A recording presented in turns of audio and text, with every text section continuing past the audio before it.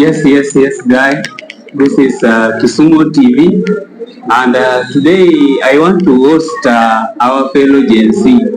So he will just introduce himself. He will tell us who he is and what he's doing correct now. Karibu Bana, can you introduce yourself? Okay. Thank you, the fraternity of Kisumu TV, for giving me this chance to present myself. I am Joshua, and I'm a Gen Z. I'm a protester, and I'm an activist also in accordance with whatever is happening currently in the society. Actually, that is Kenya in general. Yeah. So what do you do now which help you put food on the table? You're trying to ask me what I do for a living? Yeah. Currently, I am a CEO and I'm a founder of a tech company. It's called DMA Tech Developers. Yeah, that's what I do with as a founder, and also my other full-time job in a company. I am a telemarketer.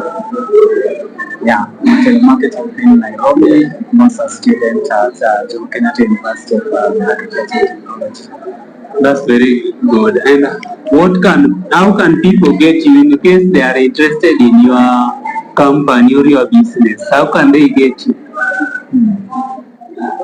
Reaching out to DMA Tech Developers, or you can reach us on Facebook, DMA Tech Developers, Instagram, DMA Tech Developers, on X, and TikTok also. You can reach me personally. If it's on TikTok, we don't have a profile as a company, but you can reach me on my own as a person. That is go to TikTok, you look at the profile for Prince Avid, Prince AVID, Prince Avid. That's my portfolio in TikTok. You can take a look at it.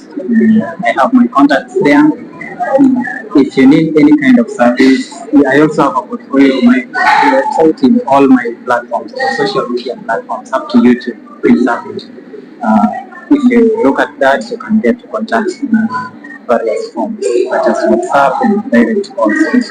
Yeah, that's very great, Mr. Josh. So here are some of the questions which I would like to ask, like an activist in this issue called Mandamano, #Ruto must go. Yeah. So the first question: how do you feel about the current state of youth involvement in Kenya politics?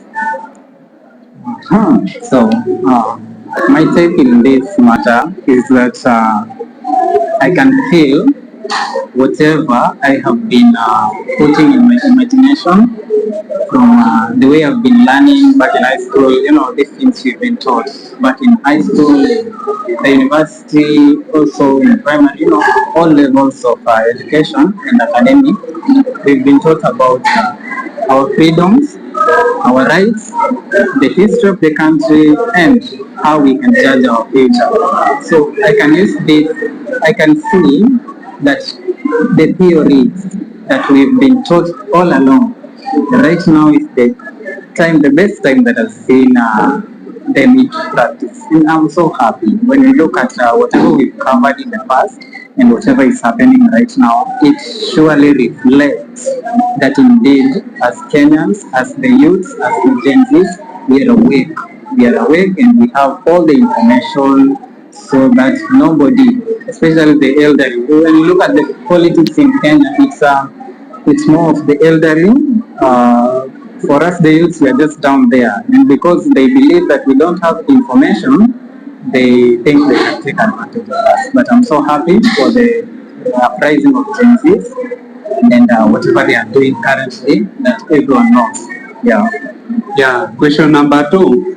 My people just asked me to go randomly and ask this question. That's why I noted them down to ask. So question number 2. What are your thoughts on the impact of social media on political discourse among young people in Kenya? Okay, when you look at that question, social media is now everything. This thing started from social media, and I'm happy about social media because it has helped in digitization of the fight for freedom. When you look at currently, whatever started, it started from social media. So this is a unity point. This is where we can unite ourselves virtually, but at the same time making an impact that is more than the ones that have been used in the past. So social media is an eye opener, it is a uniter, and it is the future of everything right now. That's very good. Then, question number 3. In your opinion, what are the most pressing issues that Kenya politicians should address right now? Corruption. Corruption. That is what we've been learning. It is what has been emphasized even by the demonstration. What we need to get out of what we need in order to focus as a country is to make sure that the president, the staff, and whoever the government is being run by so many people, headed by by President Ruto. Yeah, Ruto. So I feel corruption is the main thing that has made us, even as Gen Z, to uprise against this thing because we've been sitting down all along, seeing these people doing whatever they are doing to us, the oppression and all that. Then the main thing in alignment with corruption is the lack of accountability, the lack of responsibility when it comes to utilization of our resources, the national resources. So that is that is the immediate thing, that is the urgent thing, and an urgent issue that is supposed to be dealt to. Yeah, right here. And I like nowadays, sorry, I'm seeing even now people are even occupying counties whereby they wanted another thing called transparency. Yeah. What can you say about this transparency issue? The whole thing begins with counties. For me, as a person, that's my opinion. The problem begins with the counties, not even the national government, because as a person, uh, the first jurisdiction or the first kind of government we get in contact with is the county government. For ground, the county government is everything. From one step to another, we are being affected by the county government. And you find that even the unaccountable use of public and national resources, the lack of transparency, irresponsibility in terms of utilization of these resources starts with the counties. And because as Gen Zs, when we wrote and said that right now it's not even a matter of the national government, the people on top. No, we are coming for those people who are on the ground, the counties, especially the representatives, the county representatives, that is the member of parliament is a national representative, but at a county level, you must also advise them to do what? To be accountable, and if they are not going to be accountable, we are going for them. So that's lead me to question number 5. Do you think question number 4. How can young Kenyans contribute to reduce corruption in the country? By making sure that we become an oversight section. I don't think there is something for us, there is anything as youth that can overwhelm us right now. We know how to get information, how to know this and this has been done, this and this has not been done, and by that, the youth are going to act as an oversight for all the utilization of all these things that are being said right now. And I think the thing that the youths need to do right now in order to go about this issue is to make sure that we act as an oversight. If we see a problem somewhere, we make sure that we say it loud enough to be heard, and for any kind of let's say a solution or a resolution to be acted upon. Yeah, so that's a good idea. So Do you think the Kenya government is doing enough to tackle unemployment among the youth? The government, I cannot say it has not done something. It has done, but not to perfection. It has done a certain percentage.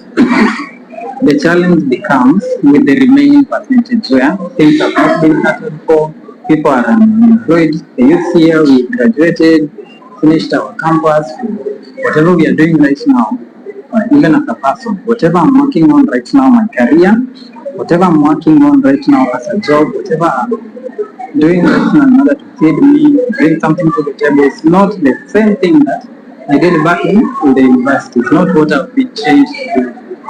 The reason being, if right now you're trying to be, let's say, a teacher, trust me, it doesn't guarantee you that immediately after you finish with your education, you're going to get the exact kind of an opportunity in your career path. So the government has not done the full mandate or the perfect work that is supposed to be done. But they have tried. I've seen right now the introduction of the jobs abroad, introduction of the ICT hubs, the housing project. They said it's not even about housing, it's about employment. They are doing, but we need them to do more because we are here, we are waiting. We are so many. We need that kind of employment. We need employment to be guaranteed to the young people so that the problem that is rising right now, majorly, is about corruption and unemployment. People are being corrupt up there. Down here, there is unemployment. The resources that could have been utilized, people are just eating, squandering the pay. But down here, you can look at the issue about the JFX teacher. Someone is getting 17,000. What do you do with 17,000 in this country right now? What can you do with it? Nothing. Okay. So the government should be accountable for its citizens. I feel like the government taking us outside the country is not even the right thing. We should be able to cater for our own population, create opportunities for us. We don't need to go out. Why? Why are Kenyans all over? Because we are lacking an opportunity in our country right now. We are supposed to work on that and make sure that every Kenyan is catered for. All the qualified individuals are supposed to get a chance to work within the country. Unless in special circumstances, they go outside. But as Kenyans, we are lacking a lot in terms of employment. Yeah, that's great, Mr. Joshua. So, what role do you think education should play to sharpen the future of Kenya's politics? Education is already doing a lot. Right now, we are doing this because we are educated. You see, education is doing a lot. In the past, it was just theories. Right now, what the education sector should emphasize is to make sure that they teach the students, whoever is taking, the people who are taking the courses, people who are being trained to make sure that whatever they are being trained, they utilize it. It doesn't just become a theory. Find it like we were earlier on, we are being taught about how to fight for our rights, but people never used to go and fight for their rights. Until right now, people are awake and we appreciate these things is because already these are things we have been taught about our rights. And as an illustration, you can see whatever we've been learning in set books about our leaders. It's the same thing that has been happening to in our country, where leaders are operating arts, you see, and education has done a very good job. So right now it's just to emphasize on the practicals where we practice whatever we've been taught. And education should make awareness, especially people have ignored the constitution. People, constitution should be one of the mandatory units almost in all subjects or in all courses, be it universities or colleges. People should get to know about the constitution, the rule of law, the laws of our country. Education should come in and make sure that everyone has been given that public awareness. So, talking of a constitution, how has the recent constitution reforms debate influence your view on Kenya's political in future? Pardon on that. Talking of constitution, how has the recent constitutional reforms debate influence your views on Kenya's political in future?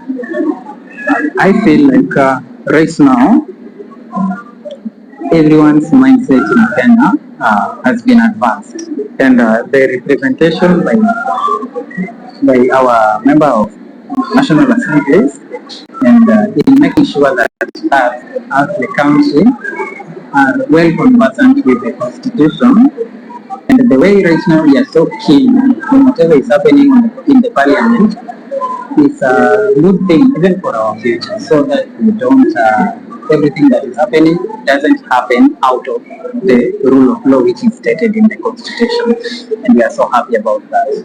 Yeah. That's good. So, what are your expectations from the upcoming election in Kenya? That is 2027. It is going to be a change. Whether good or bad, there is a change that is coming. That is what I can say. These people that are reigning right now, the likes of Ruto, the likes of Raila, these people are just in government. There is nothing like opposition there. Everyone is just opportunistic. The opposition is playing their part, the government is playing their part, but these people are in the same, they have the same intention. There's nothing here that we as a country, as the citizens are gaining, but the people on top are gaining. And right now people are awake and they have known that these people wanakuja kututumia vibaya, and we are not happy about that. So what we expect in 2027 general elections, I don't know if we'll reach 2027 elections in terms of elections, because we want a lot of changes to happen right now, and we don't even want to wait. We are not going to be patient in a country that is already rotten. Yeah, so second last question.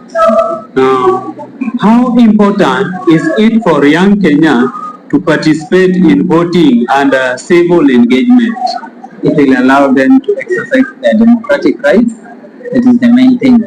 And to make sure that their representatives are people whom they have elected because they believe in them, have faith in them, and the same representatives are the people who represent the views of Kenya. Yeah. So our last question, do you believe there is a general divided in political ideology among Kenya's youth? Yeah. By dividend, you mean there is that division on what? Yeah. Political division. Yeah. Yeah. Actually, lately you've been seeing the Mandamano thing has not been taken by everyone. Some of us are thinking this thing is out of date. Some of us want to push more. People are still divided, but I don't think it's in terms of politically. If it's politically, then it's on a smaller percentage. But generally, I see the youths are so united. Unless there's a plans, which I don't know, but as a person, I see the youths are united, and we are working together to make sure that we as youths make an impact to this generation, to this society, even if we are the ones who are going to be acting as the opposition, but we are going to make it as youths. Yeah. So what can you tell your fellow Gen Z outside there? You can check the camera and talk with them. Okay, so right now as Gen Z, we are doing great things, but let's make sure that everything that we are doing is meaningful. Tusipangie anagawa wasituchukulia serious. Right now we say we are partyless, we are tribeless, and all that. Let's make sure that kitu tunasema ni ile kitu ambayo that yenye gava itatuchukulia serious. Uliona kama hiyo kitu ya the executive ilitolewa, it's been evil. So we look for another big issue, point it out, and to make sure that as Gen Z, let's not stop. We are not doing Yeah, thank you very much, Bana Josh, and welcome again. Okay, thanks. Thank you very much for your support. That was Joshua, and I think you have his views. Kindly help us, just subscribe, support us by just subscription. If you get this video well, you can share it with your people. Thank you. Hey guys, how are you? I hope you people have been doing good. It's your girl again, and I'm here to tell you about our channel. The last time I told you guys to subscribe because in that channel you're going to be entertained, politics, church issues, and a lot of things that are going concurrently with the state of the government as per now. I ask you guys to hit that subscribe button, subscribe, and always you'll get that notification whenever we upload something. Kisumu TV, I'll be waiting for you. Thank you.